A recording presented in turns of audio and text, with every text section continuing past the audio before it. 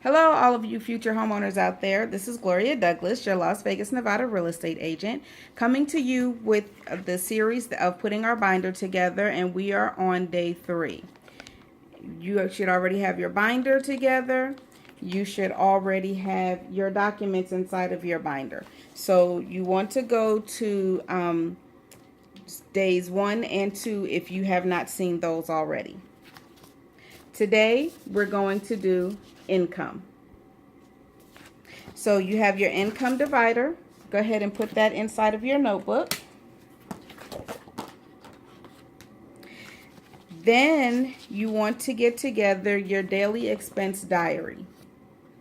Now, with your daily expense diary, these are things that you spend every week. You basically pay cash for it. For those of you that use credit cards or debit cards for everything, then you want to track things like when you go to the gas station to get gas and you picked up those bags of chips and that Slurpee. Those are going to be things that you're going to be tracking. You picked up that last minute folder or things that are just miscellaneous. You went to a fast food place and maybe picked up a quick meal because it was just a snack and you're like, I haven't eaten all day, so I'm just going to go ahead and just buy this. It's only like $5 or $6. That's what you want to track. That's what you want to track. So that's what this is for. When do you want to do your daily expense diary? You want to do your daily expense diary a week before you do your appointment. So if your appointment is on the 27th, let's go with just round easy numbers. If your appointment is on the 27th, then you'll want to start either the 19th or the 20th, and you want to track every single day for whatever items actually apply to you. And there is a video on how to do the daily expense diary. So you'll do that for everyone that's in the household that's 18 or older that's going on the loan. Okay. And for my disclaimer, I do not work for NACA. I have never worked for NACA, but I do believe in the NACA process. And my goal is to get as many people through the NACA process as easily as possible. The next thing is the NACA budget. Now, they have changed their budget. The one budget that you have, that I have a video on originally was like 4 or 5 pages long. They have condensed it to just 2 pages. And that's it, which is way better.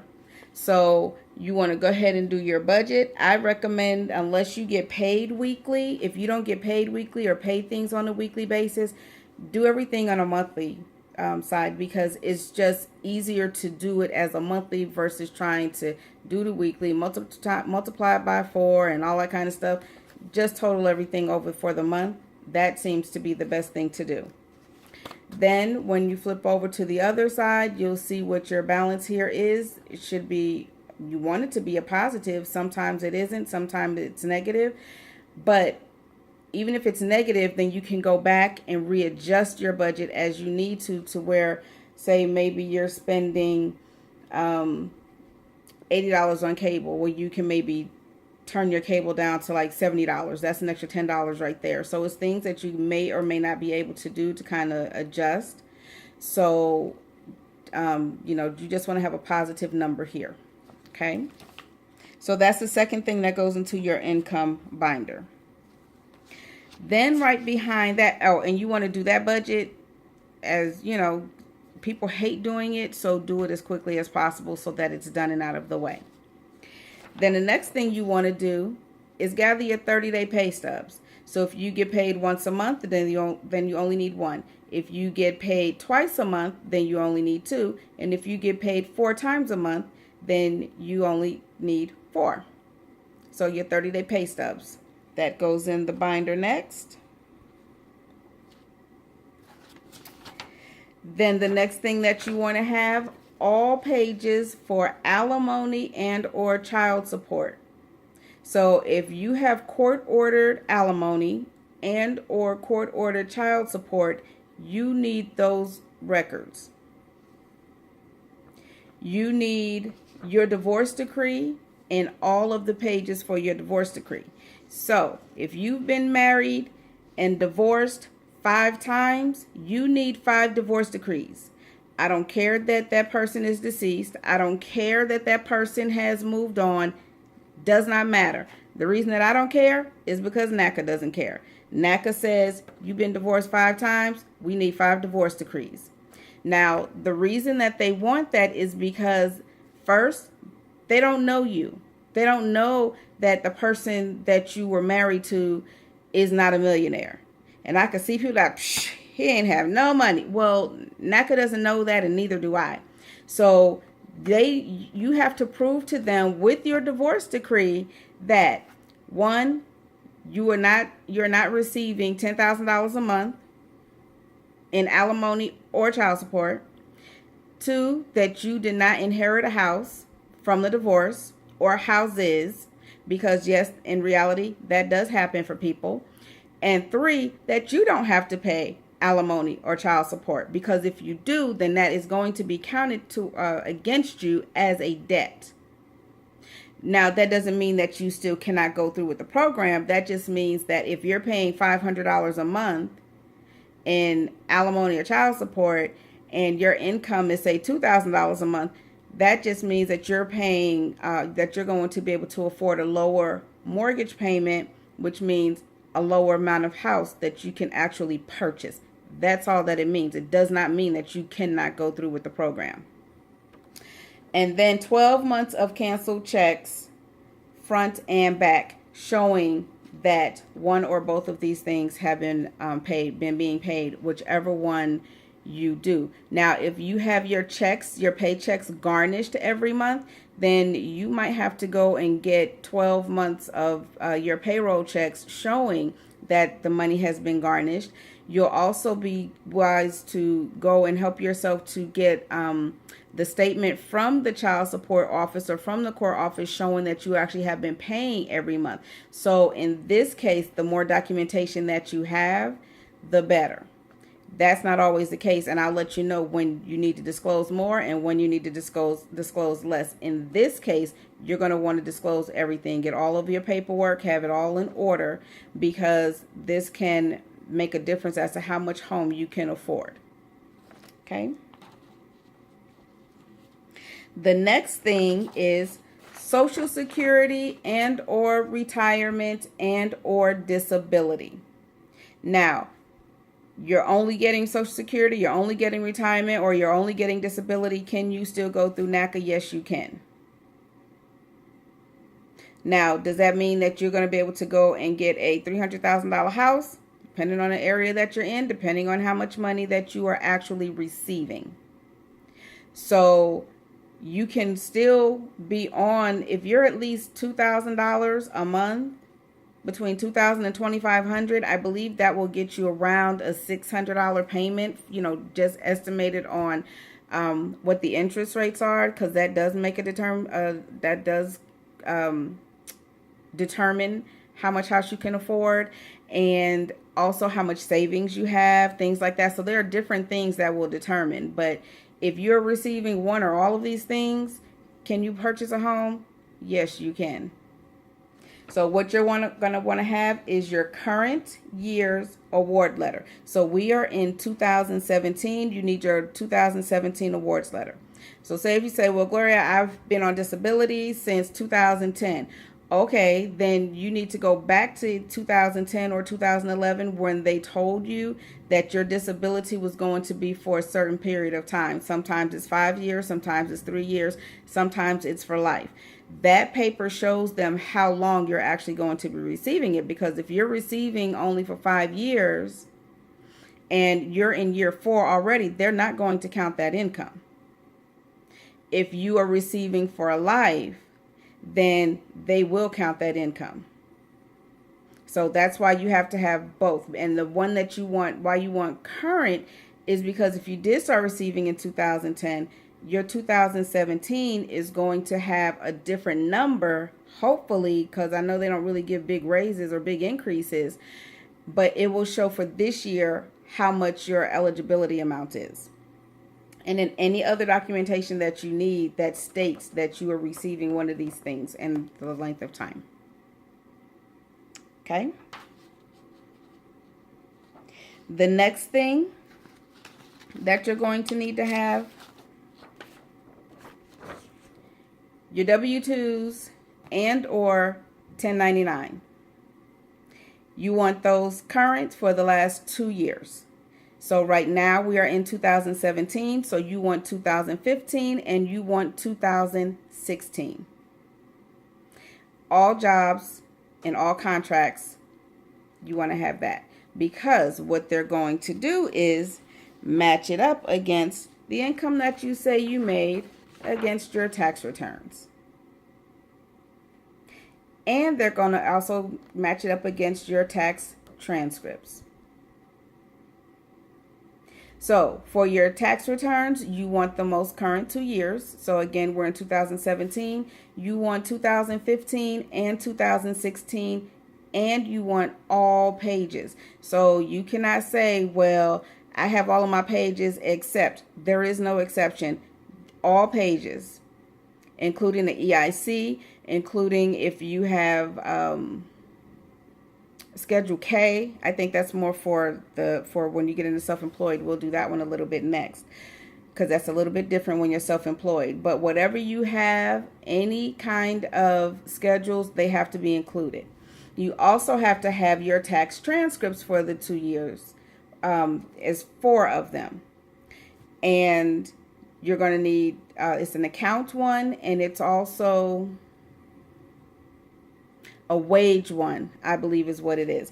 So for 2015, account and wage, 2016, account and wage. You go to www.irs.gov to order it. In some places you can actually go and pick it up. I know here in Las Vegas you can go and pick it up. Sometimes it will allow you to order it online and you can receive it online. That one kind of touch and go, and sometimes you have to wait for it to come in the mail. It takes about 10 days for it to come in the mail. Sometimes it does come a little sooner. Otherwise, it pretty much is on time, about 10 days.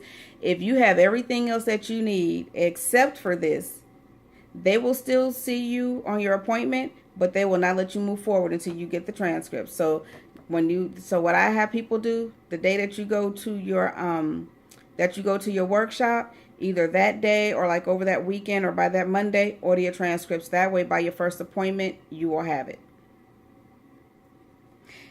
The next thing that you'll want to have,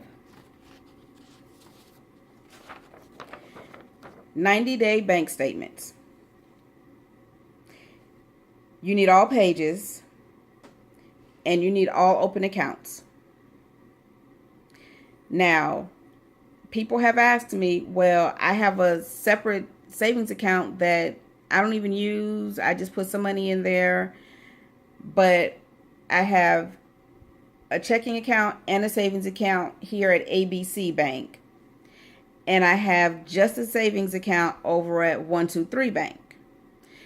If it shows that you are taking money from ABC Bank and it's going somewhere, then, and you want to use the money that's in savings at 123 Bank, then you're going to have to show both.